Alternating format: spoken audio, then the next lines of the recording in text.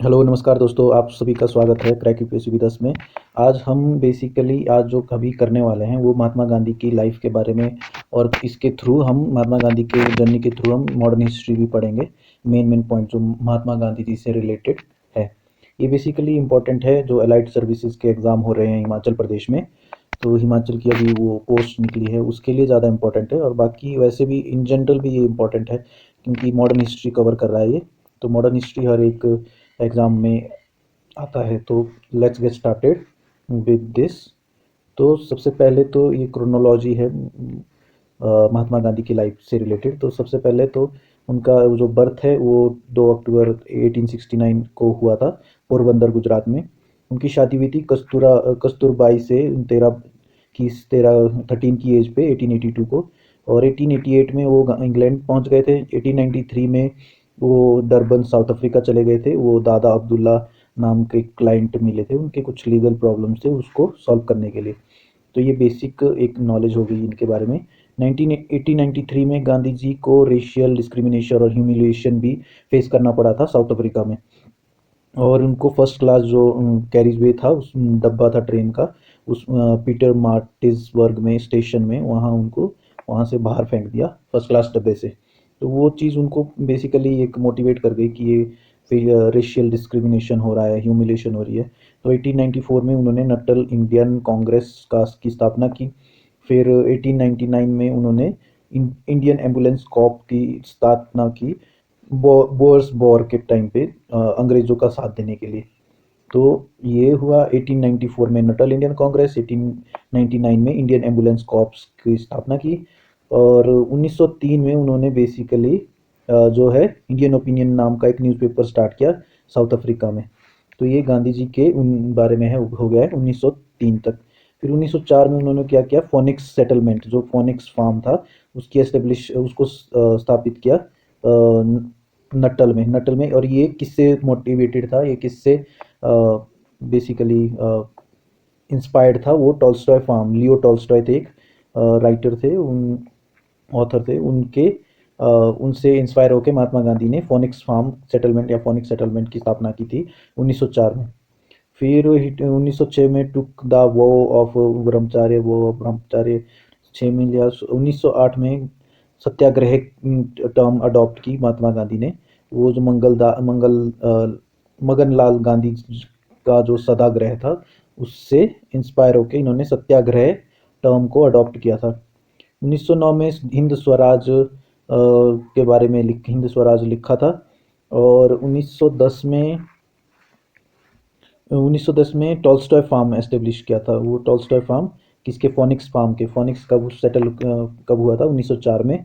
तो ये Tolstoy farm 1910 में। फिर गोपाल कृष्ण गोखले जो है साउथ अफ्रीका टूर के लिए गए 1912 में। और ये जो गोपाल कृष्ण गोखले थे महात्मा गांधी के मेंटर थे, एक टाइप से गुरु थे महात्मा गांधी के। 1915 में केसर हिंद का मेडल मिला महात्मा गांधी को। वो किसके लिए मिला था कि भाई उन्होंने बोर्स वॉर में अंग्रेजों की जो है हेल्प की थी। 9 जनवरी 1915 में महात्मा गांधी वापस इंडिया आ गए थे। और इस दिन को प्रवासी भारतीय दिवस भी मनाया जाता है। प्रवासी भारतीय दिवस भी मनाया जाता है। और फिर 1917 में साबरमती आश्रम एस्टेब्लिश किया। तो ये साबरमती आश्रम 1917 में महात्मा गांधी ने गुजरात में एस्टेब्लिश किया। और चंपारण सत्याग्रह, पहला सविनय अवज्ञा आंदोलन, सिविल डिसोबीडियंस, चंपारण सत्याग्रह 1917 में शुरू किया था। इंडिगो जो प्लांटर्स थे उनको सेव करने के लिए चंपारण सत्याग्रह किया था। अहमदाबाद मिल स्ट्राइक जो 1918 को, पहली जो भूख हड़ताल थी, फर्स्ट हंगर स्ट्राइक जो है वो 1918 को हुई थी। 1918 को ही खेड़ा सत्याग्रह हुआ था, पहला non cooperation movement. First non cooperation movement था असहयोग आंदोलन। पहला असहयोग आंदोलन महात्मा गांधी ने कब किया था, 1918 में, खेड़ा सत्याग्रह के नाम से जाना जाता है। फिर 1919 में सत्याग्रह रोलेट एक्ट के अगेंस्ट किया था। तो ये रोलेट एक्ट, ये गांधी जी ने country wide campaign call out किया था रोलेट एक्ट के अगेंस्ट। तो ये स्पेसिफिक लॉ के अगेंस्ट था असहयोग रोले सत्याग्रह जो था।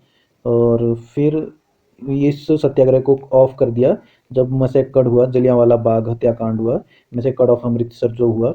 उसके बाद इस सत्याग्रह को क्या है, इन्होंने ऑफ ख़त्म कर दिया। 1920 में हंटर कमीशन हुआ। हंटर कमीशन हुआ था जलियांवाला बाग हत्याकांड जो हुआ था उसको इन्वेस्टिगेट करने के लिए। हंटर नाम का जो एक बंदा था उसके अंडर ये कमीशन सेट किया गया था। फिर 1920 में नॉन कोऑपरेशन मूवमेंट हुआ। नॉन कोऑपरेशन मूवमेंट स्टार्ट हुआ। नॉन कोऑपरेशन मूवमेंट मतलब असहयोग आंदोलन।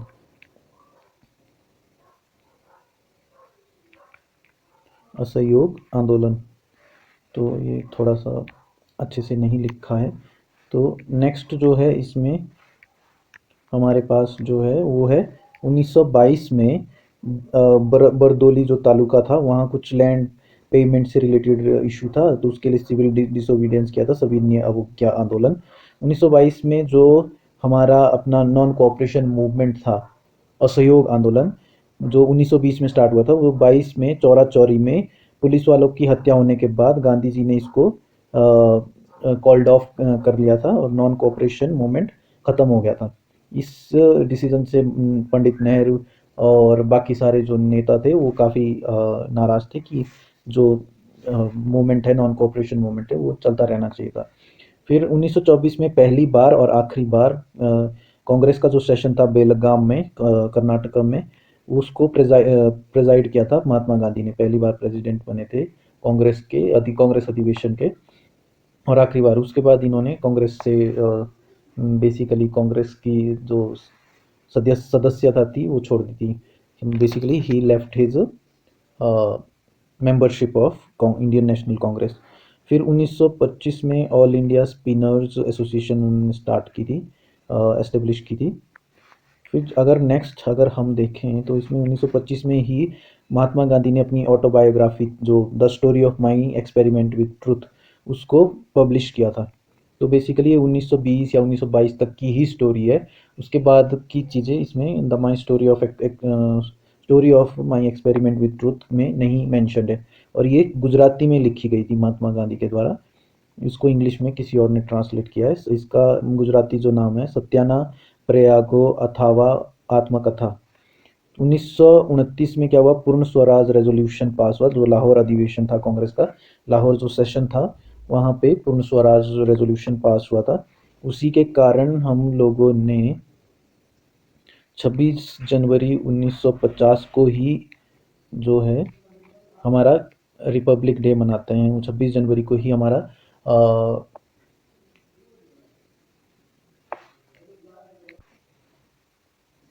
तो क्या हुआ कि 1926 को 26 जनवरी को ही हमने अपना जो है संविधान लागू किया।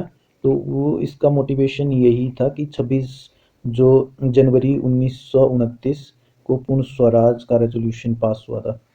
फिर 1930 को दांडी मार्च जो है स्टार्ट हुआ था सत्याग्रह आश्रम से। गांधी जी ने, जो इसको सॉल्ट मार्च भी बोल सकते हैं, अगेंस्ट द सॉल्ट जो टैक्स था उसको अगेंस्ट, ये एक काइंड ऑफ प्रोटेस्ट था। फिर 1931 को गांधी इरविन पैक्ट हुआ था। गांधी इरविन पैक्ट में मैक्सिमम डिमांड्स मान ली गई थी, जैसे कि पॉलिटिकल प्रिजनर जो थे उनको छोड़ दिया जिन पे कोई क्रिमिनल चार्जेस नहीं हैं, और जो है ऐसे लोग जिनकी ज़मीन हड़प ली गई है और किसी थर्ड पर्सन को, पार्टी को अभी तक बेची नहीं है, उसको वापस बेसिकली उन लोगों को दे दिया था, वापस दे दिए थे। और फाइन कलेक्ट किए थे उसको भी रिफंड किया था काफ़ी हद तक। ये सब चीज़ें मान ली गई थी। लेकिन जो एक था कि जो जिन पे क्रिमिनल चार्जेस थे, जैसे भगत सिंह है और सुखदेव और ये ऐसे जो पॉलिटिकल लीडर थे, उन लोगों पे की जो फांसी की जो माफ का वो चीज़ वापिस नहीं ली गई थी। तो इस चीज़ पे गांधी को काफ़ी प्रोटेस्ट भी झेलने पड़े थे। फिर नेक्स्ट जो है 1931 में क्या हुआ कि जो सेकंड राउंड टेबल कॉन्फ्रेंस थी उसमें इकलौते जो कांग्रेस के जो रिप्रेजेंटेटिव थे वो महात्मा गांधी थे। 1932 में 1932 में क्या हुआ, रामसे मैकडोनल्ड जो थे उन्होंने कम्युनल अवार्ड जो है वो अनाउंस किया हुआ था कि सेपरेट इलेक्टोरेट होगा डिफरेंट कम्युनिटीज़ के लिए, जिसमें डिप्रेस्ड क्लासेस भी इंक्लूडेड थी। उनके लिए भी एक सेपरेट इलेक्टोरेट की, जो डिप्रेस्ड क्लासेस है वो अपने लोग खुद चुनेंगे। बेसिकली उनका एक इलेक्टोरेट अलग होगा, जैसे मुस्लिम लोग मुस्लिम को चुनेंगे, सिख लोग सिख को, और एंग्लो इंडियन को, हिंदू हिंदू को। तो इसका गांधी ने ओपोजिशन किया था और उसी के कारण पूना पैक्ट साइन हुआ था जो डिप्रेस्ड क्लासेस को रिजर्व सीट मिली थी प्रोविंशियल और सेंट्रल लेजिस्लेटिव असेंबली में, ना कि उनको एक सेपरेट इलेक्टोरेट मिले। सेपरेट इलेक्टोरेट हो गया कि भाई जो जिस कास्ट का पर्सन है वो उसी कास्ट के जो रिप्रेजेंटेटिव है उसको वोट देगा। लेकिन रिजर्व्ड सीट में ये होगा कि सब कास्ट के लोग एक रिजर्व्ड पर सीट पे एक डिप्रेस्ड क्लास का रिप्रेजेंटेटिव चुनेंगे। तो ये हुआ बेसिकली 1932 में ही हरिजन सेवक संघ जो है वो एस्टेब्लिश किया महात्मा गांधी ने। नेक्स्ट हमारे पास 1933 में क्या हुआ कि महात्मा गांधी ने पब्लिकेशन जो स्टार्ट की, हरिजन हरिजन सेवक हिंदी में, हरिजन बंधु गुजराती में, और हरिजन जो है इंग्लिश में। त्रावणकोर टेम्पल जो है हरिजनों के लिए खोला गया। इससे पहले जो है हरिजन लोग टेम्पल में एंट्री नहीं होती थी। फिर क्विट इंडिया मूवमेंट 1942 में, इसको अगस्त की क्रांति भी बोलते हैं। 8 अगस्त 1900 8 8 अगस्त 1942 में ये स्टार्ट हुआ था। और इसमें महात्मा गांधी ने डू एंड डाई की जो है कॉल दी थी कि करो या मरो की जो है नारा दिया था। फिर 1946 में क्या हुआ, ब्रिटिश ने 3 मेंबर का डेलीगेशन भेजा था दिल्ली में, जिसमें Stafford, Cripps and Pethick Lawrence, A B Alexander 3 लोग थे, जिसको क्रिप्स मिशन भी बोलते हैं, कमीशन भी बोलते हैं। उसमें फिर क्या हुआ 1946 में, कांग्रेस वर्किंग कमेटी थी CWC जो अभी भी बैठती है, उसमें एक्सेप्ट जो कॉन्स्टिट्यूंट असेंबली का जो रेजोल्यूशन था उसको एक्सेप्ट किया था कि भाई कॉन्स्टिट्यूंट असेंबली बनेगी और हमारे जो इंडियन जो पार्टीज़ है वो पार्टिसिपेट करेगी उसमें। फिर 30 जनवरी 1948 को गोडसे ने गांधी जी को असैसिनेट किया था, और यमुना किनारे में रामदास ने राजघाट पे उनको क्रीमेट किया था, और उनके नाम पे अब मेमोरियल डेडिकेटेड है गांधी के नाम पे दिल्ली में। अब इसको थोड़ा सा और डिटेल में देखें तो महात्मा गांधी ने खादी को 1918 में खादी मूवमेंट स्टार्ट किया था, जिसमें as a relief program for the poor masses living in the India's villages. तो इंडिया के विलेजेस में जो लोग रह रहे थे, गरीब लोग, उनके लिए ये खादी का जो है मूवमेंट स्टार्ट किया था। और ये जो अंग्रेजी कपड़े हैं उस पर डिपेंडेंसी को ख़त्म करना था। तो असल असली मायने में जो रियल इंडिपेंडेंस जो है वो जब डिपेंडेंसी अंग्रेज़ों पे ख़त्म होगी तब ही वो रियल इंडिपेंडेंस होगी। चरखा है, चरखे पे के बारे में क्या है, मॉडर्न एज में जो मशीन जो है ह्यूमन को स्लेव बना रही है बेसिकली, तो उसमें और लेबर को डिस्प्लेस कर रही है, वहाँ चरखे का महत्व बताया महात्मा गांधी ने। चरखा जो है सिंबल है ह्यूमन सोसाइटी का, जो कि मशीन और टेक्नोलॉजी को ग्लोरीफाई नहीं करते। जो इस पॉइंट पे महात्मा गांधी, सुभाष बोस और नेहरू के बीच में जो है थिंकिंग में डिफरेंस था कि ये दो, सुभाष बोस और नेहरू जो है वो क्या है, मशीन और टेक्नोलॉजी को सपोर्ट करते थे, लेकिन महात्मा गांधी उसके अगेंस्ट थे। तो spinning wheel could also provide poor and supplementary income and make them self reliant। तो गरीब लोगों को सेल्फ रिलायंट बना सकता है चरखा। तो 2 फेज में जो है गांधी जी का स्ट्रगल हुआ साउथ अफ्रीका में। एक मॉडरेट फेज हुआ 1894 टू 1906, और पैसिव रेजिस्टेंस फेज जो सत्याग्रह वाला जो फेज था वो 1906 से 1914 में हुआ। तो गांधी जी ने 4 पब्लिकेशन चलाए थे, जिसमें इंडियन ओपिनियन, ये साउथ अफ्रीका में थे, यंग इंडिया, नवजीवन, हरिजन, ये 4 पब्लिकेशन महात्मा गांधी के थे। और वो होम रूल के फेवर में नहीं था, क्योंकि ब्रिटेन उस टाइम पे जो है वॉर में पार्टिसिपेट, वर्ल्ड वॉर 1 में पार्टिसिपेट कर रही थी। तो महात्मा गांधी 9 जनवरी 1915 को गांधी जी जो है इंडिया रिटर्न किए थे। उस कारण से जो प्रवासी भारतीय दिवस इंडिया में 2003 से सेलिब्रेट होता है। और जो है दूसरे हमारे पास है गांधी जी का अर्ली मोमेंट इन इंडिया। तो उन्होंने लोकलाइज स्ट्रगल में पहले पार्टिसिपेट किया और मासेस को एक अपने जो उनके सत्याग्रह के तरीके हैं उनको सिखाया, और उसके सक्सेस के बारे में कि वो कितना सक्सेसफुल है उसके बारे में लोगों को पता लगा जब उन्होंने ऐसे उसके रिजल्ट आने लगे। जैसे चंपारण सत्याग्रह है, तो पहला सिविल डिसोबीडियंस मूवमेंट था, सविनय अवज्ञा आंदोलन था। राजकुमार शुक्ला जो थे बिहार के, उन्होंने रिक्वेस्ट किया गांधी जी को कि आप इंडिगो प्लांटर को जो इशू फेस कर रहे हैं उनके इश्यूज को देखिए। तो इसमें तीन खातिया सिस्टम था जहाँ की यूरोपियन प्लांटर इंडियन पेजेंट्स को इंडिगो ग्रो करने के लिए फोर्स करते थे। इसमें उसके बाद अगला जो सत्याग्रह किया था अहमदाबाद मिल स्ट्राइक थी 1918 में, पहला हंगर स्ट्राइक था। पहली बार इंडिया में भूख हड़ताल पे महात्मा गांधी बैठे थे और इसमें डिस्प्यूट जो था मिल ओनर और वर्कर के बीच में था कि जो प्लेग बोनस मिल रहा था मिल वर्कर को उसको डिसकंटिन्यू किया जा रहा था। तो महात्मा गांधी ने वो सेटलमेंट करवाया था कि एक 35% ग्रोथ बोल रहे थे उसमें, और जो ओनर है वो ग्रोथ के लिए जो मना कर रहा था, तो उसने सेटलमेंट किया था 25% पे। फिर खेड़ा सत्याग्रह हुआ था 1918 में, पहला नॉन कोऑपरेशन मूवमेंट हुआ था, असहयोग आंदोलन हुआ था। इसमें अथॉरिटीज़ ने जो है जो क्रॉप रेमिशन ग्रांट रेमिशन नहीं किया था, क्रॉप फेलियर हुआ था, उसके वजह उसके बावजूद भी टैक्स लिया जा रहा था। तो क्रॉप फेलियर होने के कारण क्योंकि ड्रॉट आया था तो टैक्स फिर भी लिए जा रहे थे, तो इस पे महात्मा गांधी ने जो है असहयोग आंदोलन किया था। और इसमें वल्लभ भाई पटेल का काफ़ी ज़्यादा रोल था। वल्लभ भाई पटेल का किसका ज़्यादा रोल था? वल्लभ भाई पटेल का। इसके बाद महात्मा गांधी जी का जो रॉलेट एक्ट सत्याग्रह है, Rowlatt Act Satyagraha made Gandhi ji truly a national leader. Satyagraha start किया था रॉलेट एक्ट के अगेंस्ट, जो anarchical and revolutionary crimes act 1919 था, उसको रॉलेट एक्ट भी बोलते हैं। और ये जो क्या अलाउ करता था, ये जो पॉलिटिकल प्रिजनर थे उनको बिना ट्रायल के 2 साल तक जेल में रखने की वो जो है अनुमति देता था। Basically it allowed detention of political prisoner without trial for 2 years। This act spread anger and discontent among the Indians. इसके वजह से पंजाब रीजन में बेसिकली बहुत ही प्रोटेस्ट हो रहे थे। तो उस प्रोटेस्ट के से चलते हुए क्या हुआ कि जो मैसेकर ऑफ जलियांवाला बाग भी हुआ अमृतसर में 1919 में, 1919 में जनरल डायर ने ओपन फायर की ओपन, और जो अनार्म्ड क्राउड था उनमें हज़ारों लोग मारे गए। इसके बारे में अगर आपको थोड़ा सा एक आपको एक विजुअल रिप्रेजेंटेशन चाहिए तो जो सरदार उधम सिंह मूवी है शुजीत सरकार की और विकी कौशल की, उसमें बेसिक जो लास्ट का 1 आवर है वो बहुत ही इमोशनल है, उसको आप देख सकते हैं।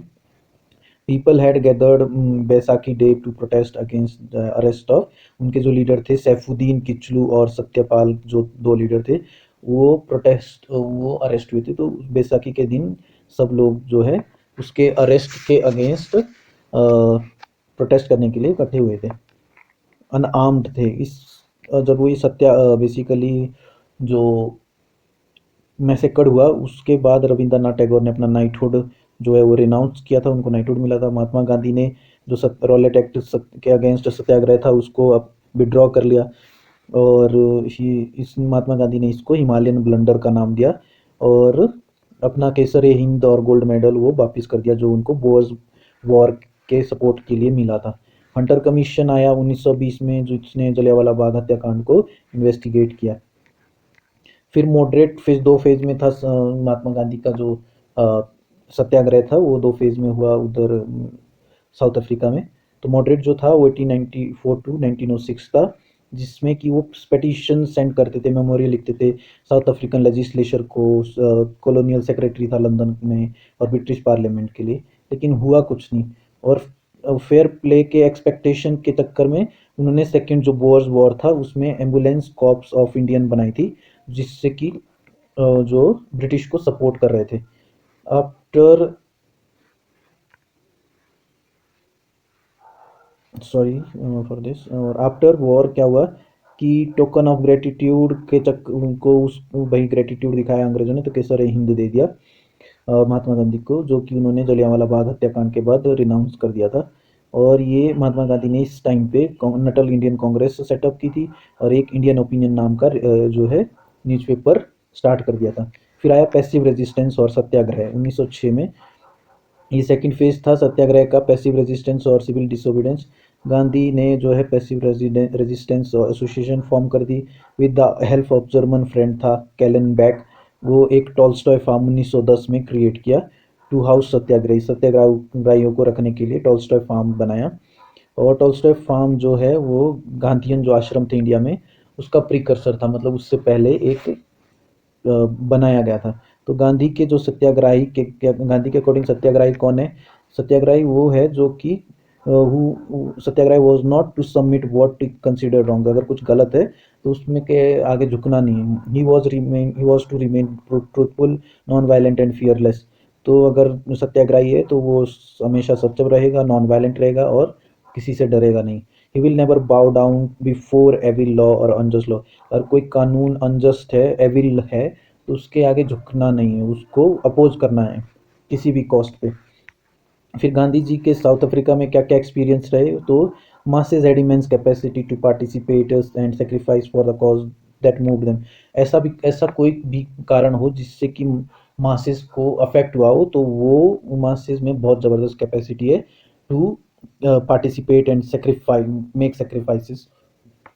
He was able to unite Indian from different classes and religion under leadership। Gandhi ji ने जो है अपने लीडरशिप में अलग अलग रिलीजन और कास्ट के लोगों को इकट्ठा किया था। He realize that the leaders have to take unpopular decision at times. और गांधी जी ने ये भी पाया कि जो लीडर्स है they have to take unpopular decision at times, अगर ज़रूरत पड़े तो। और he evolve his leadership style, techniques and struggle. तो गांधी जी ने अपना खुद का स्टाइल भी इवॉल्व किया स्ट्रगल का, कि कैसे स्ट्रगल की जाती है अगेंस्ट कॉलोनियल रूल। सो ये था गांधी जी के बारे में, और एक मॉडर्न हिस्ट्री का ओवरव्यू मिल गया होगा, क्योंकि ये 1894 94 टू 1846 तक एक बेसिक जो मूवमेंट हुए थे जिसमें गांधी जी का मेन रोल था, वो इसमें इंक्लूडेड है। So thank you for watching.